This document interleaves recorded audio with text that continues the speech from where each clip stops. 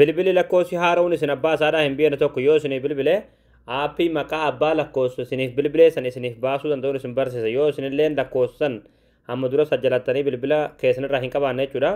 maqaa abbaa lakkoofsa isinii bilbilee san jechuudha alaatuluma isinii baasuu danda'uun isin barsiisa egaa daawwattan kiyya waan kana kan baay'ee argate faatu viidiyoo kan laakchir gochuun jalqaban faatu ardama hayya daawwattan kiyya aappii kanaas gad buufachuudhaaf as Google Chrome keessatti galtu achi booda bakka sarchii kana tura tokko kilikni gootu achi booda bakka sarchii irratti michuu joob isitanii barreessanii michuu joobis achi booda michuu joobis kan jiru irratti ni baasar tura tokko kilikni gootu ammallee asirratti michuu joobis.com hojii tura tokko kilikni gootu ammallee haala kanaan sitti sifataa asirratti ikoonii sarchii tura tokko kilikni gootu bakka sarchii kanatti qubee fa na daa barreessa achi booda sarchii fuulduraan kilikni gootu sarchii gootu achi booda haala kanaan suuraa kana bitaa suuraa kana tura tokko kilikni gootu